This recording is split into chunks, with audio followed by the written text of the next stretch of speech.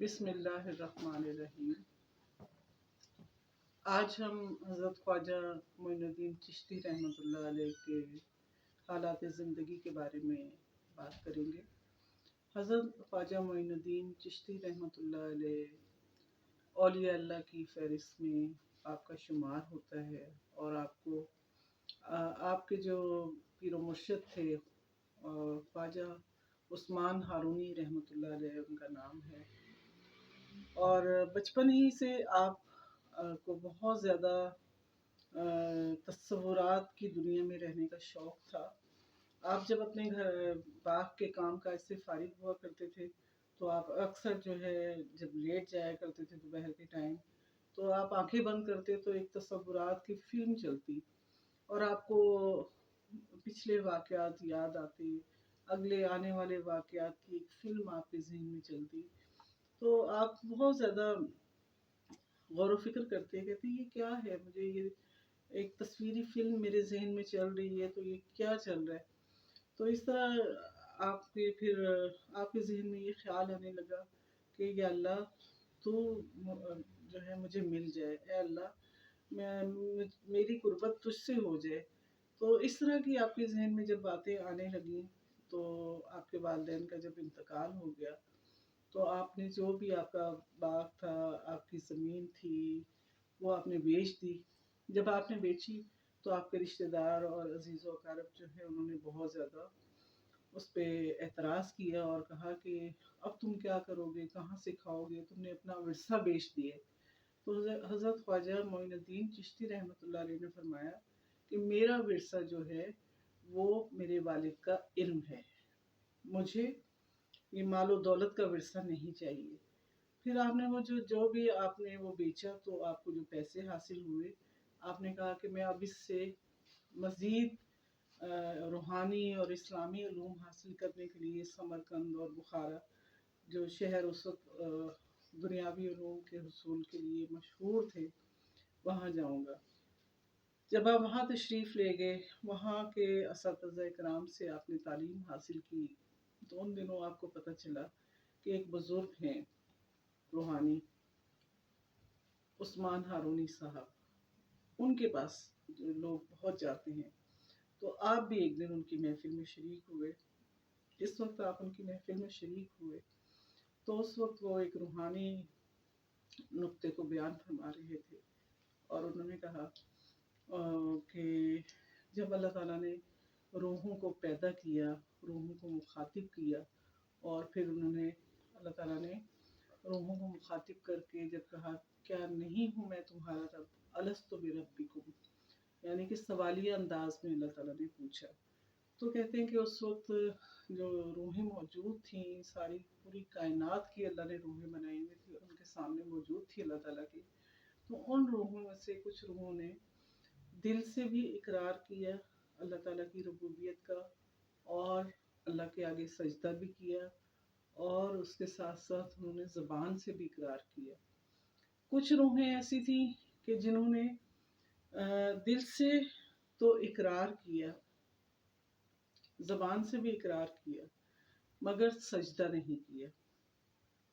کچھ روحیں ایسی تھیں کہ جنہوں نے دل سے اقرار کیا مگر زبان سے اقرار نہیں کیا، اور کچھ روحیں ایسی بھی تھیں اس گروہ میں کہ جنہوں نے جب اللہ تعالیٰ کی آواز سنی کیا میں نہیں ہوں تمہارا رب، تو اس پہ انہوں نے کالو بلا بھی نہ کہا ہاں آپ ہمارے رب ہیں، بلکہ انہوں نے نہ زبان سے اقرار کیا نہ دل سے اقرار کیا۔ اور اس کے بعد جو ہے اب روحوں کے 4 گروہ بن گئے۔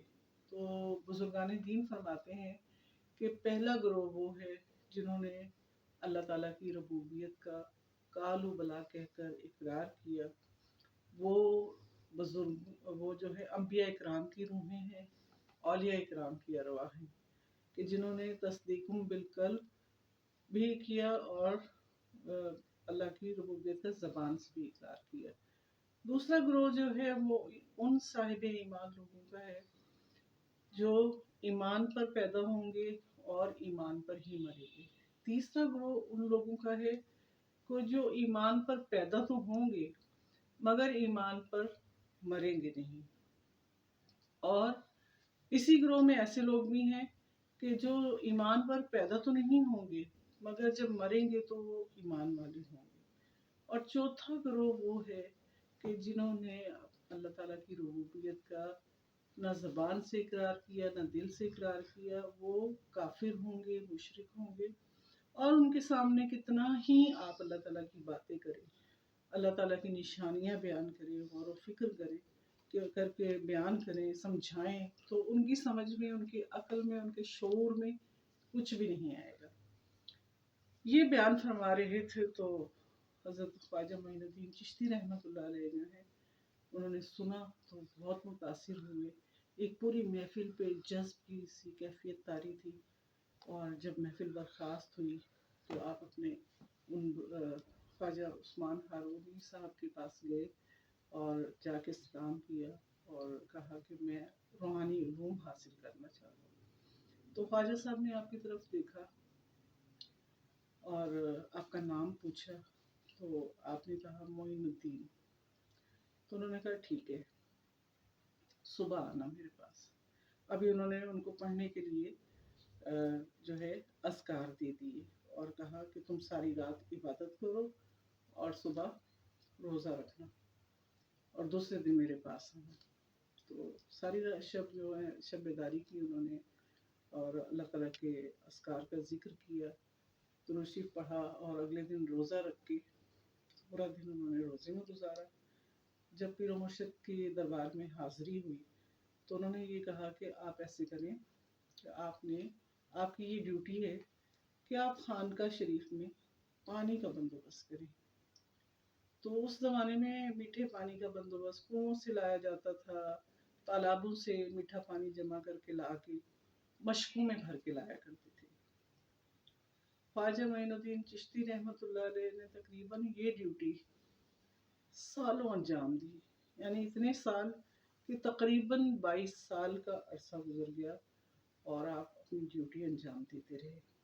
22 سال کے بعد آپ کے پیر و مرشد نے خانقاہ میں آپ کو دیکھا، آپ پانی ڈال رہے تھے گھڑوں میں، تو آپ کو بلایا اور کہا آپ کا نام کیا ہے؟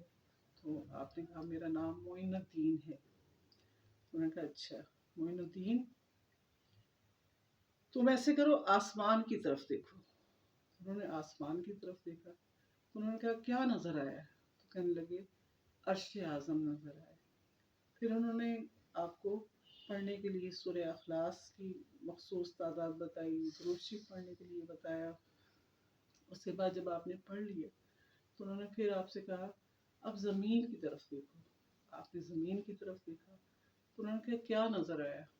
تو آپ نے کہا زمین کے اندر کی تہہ، تحت الثری، گہرائی میں جو سب سے آخری تہہ وہ نظر آ رہی ہے. تو حضرت خواجہ عثمان ہارونی صاحب جو ہیں انہوں نے پھر اپنی 2 انگلیاں یوں کی اور فرمایا کہ ان 2 انگلیوں کے درمیان دیکھو. 2 انگلیوں کے درمیان آپ کو کیا نظر آ رہا ہے؟ تو خواجہ معین الدین چشتی رحمۃ اللہ علیہ نے فرمایا کہ مجھے 18,000 عالمین نظر آ رہے ہیں.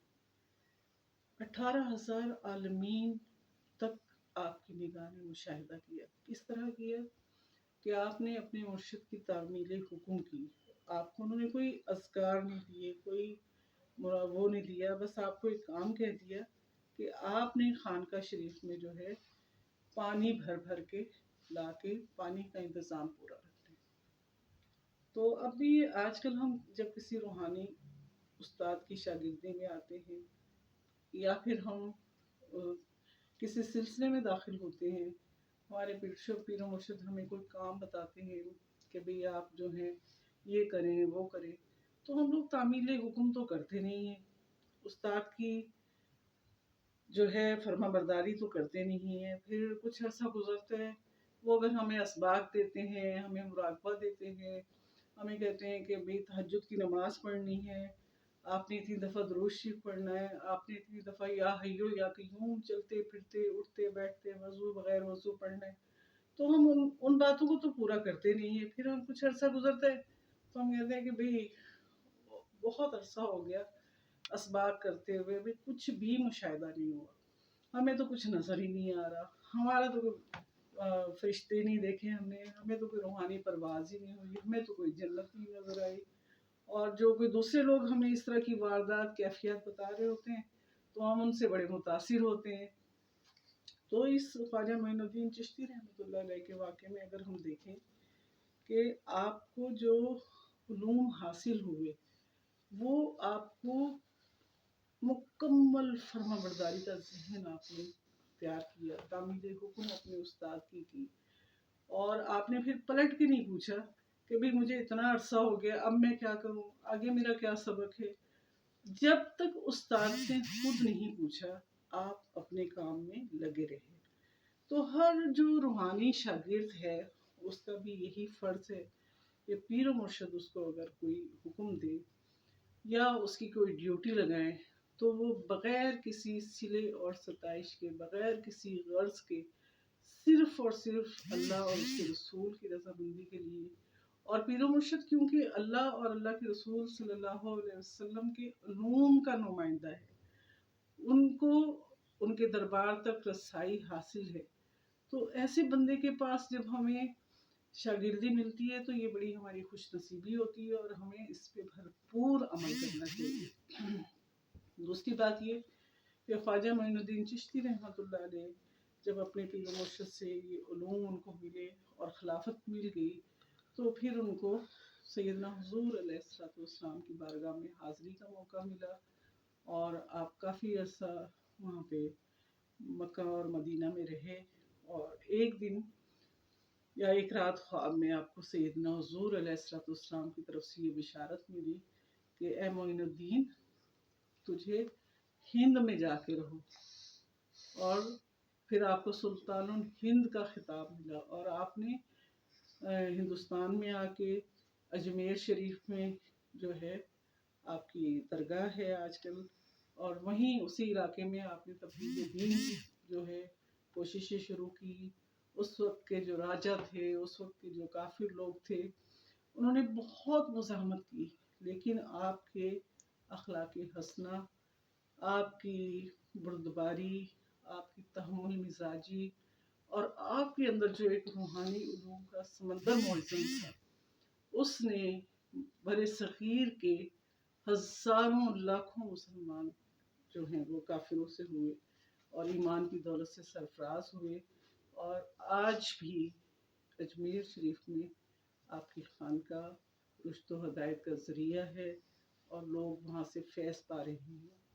اللہ تعالیٰ آپ کے روحانی فیض سے ہر اس بندے کو فیض پہنچائے جو آپ کی تعلیمات سے سیکھ کر اللہ کے راستے پہ قدم بڑھانا چاہتا ہے. السلام علیکم. صلی اللہ تعالیٰ علی حبیبہ محمد وآلہ وسلم.